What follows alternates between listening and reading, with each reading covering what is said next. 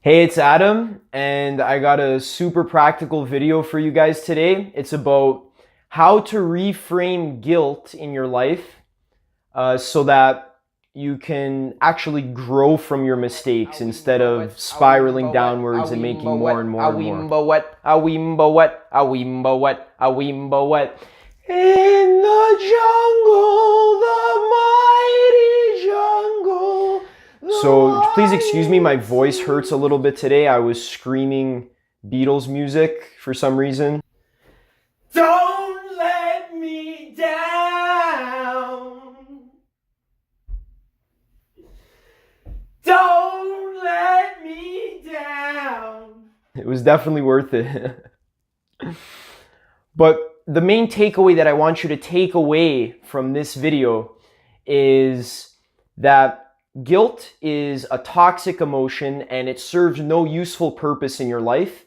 And instead, you should reframe that guilt to the frame of, I had to learn my lesson and everything happens for a reason. So I'm going to use some examples in my life and then I'm going to tell you how to do it in your life as well. So if you watch my video, Why I Quit Smoking Weed, it's one of my most popular videos because I guess people like weed. But I was talking about how it took me 30 or 40 times to quit smoking weed. And when I first got into personal development, I was trying to quit all of my bad habits, which is a good thing that most teachers will tell you to do. But a common mistake for newbies is that they guilt themselves when they fail. And that's definitely what I was doing. So I would go months without smoking weed and I'd feel amazing. I'd feel so good. And then I'd have a bad day and I'd fall into my old habits and I'd, hit some bongs and I'd feel like crap. Then I'd guilt myself and I'd tell myself that I'm worthless and that I'm a loser and that I suck and that I'm a pothead and that I should quit personal development and that I should hang myself from a tree from my dick. But basically that caused a downward spiral and then I would be smoking again and again for weeks and I'd feel terrible. So as I've been doing more meditation work and as I've been doing more psychological reflection on myself, I've been realizing that everything happens for a reason. So the next time you do something, let's say you're trying to quit eating junk food and you quit for a couple weeks and it feels good and then you eat some cake because you suck. But you had to learn your lesson. So as you're eating that cake, you have to be aware of how bad it's making your stomach feel. You have to be aware that it makes you tired after, or maybe if you eat it at night, then you wake up the next morning and you feel tired, you didn't sleep well, and you had to learn your lesson, and it's okay. Because the reason why people guilt themselves is that they love themselves so much in an almost unhealthy way. And they have the wrong expectations for how reality actually works. So they tell themselves, well, I shouldn't eat cake. It's a moralization. Or I shouldn't play so many video games. Or I shouldn't smoke weed. So then when you do, you basically chastise yourself and you feel bad and you slit your wrists or whatever you do. Please don't slit your wrists. But that's basically you punishing yourself for not fitting into your unrealistic expectation of what reality is supposed to be. But what I've been doing is whenever I make a mistake, basically in my life, I'm reframing that mistake and I'm telling myself, well, I had to make that mistake. It was necessary so that I can learn my lesson. So recently I've been trying to quit eating so much food late at night because late at night I get bored and I just want to eat food basically. So I'll eat fruit and nuts and whatever, which isn't the worst thing ever, but then at night I feel full and I can't sleep properly. So as I'm falling asleep after eating, filling myself with so much food, instead of guilting myself and telling myself that I'm a fat piece of shit and that I should never eat any food ever, because that's a should statement. That's just not true. The fact is, I'm addicted to eating food at night, and really, I should eat food late at night because I'm addicted. And I have to learn my lessons, and I have to feel how bad that food is making me feel even the next morning, so that I can grow as a person.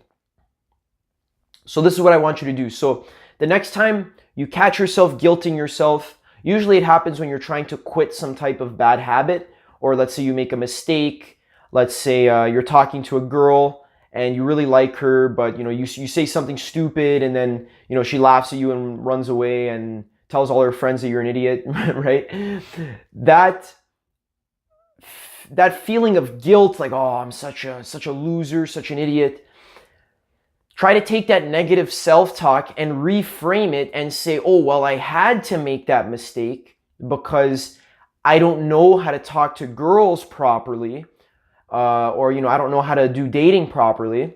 So I had to make that mistake. I have to feel this suffering because I had to learn my lesson as a human so that I can grow as a person. This is a super useful tool that has really been helping me in my life. The main frame that you have to keep is everything happens for a reason. Always tell yourself everything happens for a reason. What this is going to do is it's going to make you a lot more accepting of yourself, the way you act. Even if you do guilt yourself, you know in the back of your mind, everything happens for a reason. I have to guilt myself so that I know how bad guilting myself feels, so that I eventually stop, because it's not useful. And also, all external things that happen in your life, those also have to happen for a reason. Because reality is testing you, and reality wants you to grow and develop as a person. Just a quick example from my personal life. I thought this was a funny story. When I came back from Thailand after my 3-month trip, I did a long meditation retreat and I was traveling around, and I hadn't smoked weed in over 3 months, which was the longest I had ever gone without smoking weed for a very long time. And then when I came back, I kind of fell back into my own old habits. My friends, same friends, they're all smoking weed, doing the same stuff as they were doing when I left. So I fell back into the habits and I started smoking weed again. And it made me feel really bad, and I kept guilting myself. But at the end of the day, I learned a really valuable lesson, because there was this girl that I had a crush on, and I was thinking about talking to her a lot, but I hadn't seen her in a really long time since I was in Thailand. And I was, kind of in my mind just thinking about what I was going to say when I finally talked to her. But one night, me and my friends, we were hanging out at like midnight, and I was, smoking weed. I didn't want to that night, but I decided to smoke weed anyways. And me and my friend were having a good talk. It was pretty nice. But then out of the blue, this girl calls me to hang out at midnight, just like out of the blue. Like I hadn't talked to her in a super long time. And I was just like, oh my God, I just smoked weed and I'm super high right now. I am not in the right mental place to talk to this girl right now. But I realized for some reason, I intuited that this was a test. I had to go talk to this girl while I was super high, because I had to learn my lessons. So what I did was I was like, okay, let's meet up. I went to go talk to this girl, and I made an absolute fool of myself because I was so high. I was talking too much. I was saying socially uncalibrated things. I was super weird. And I was making the girl uncomfortable, and I basically made a complete fool of myself.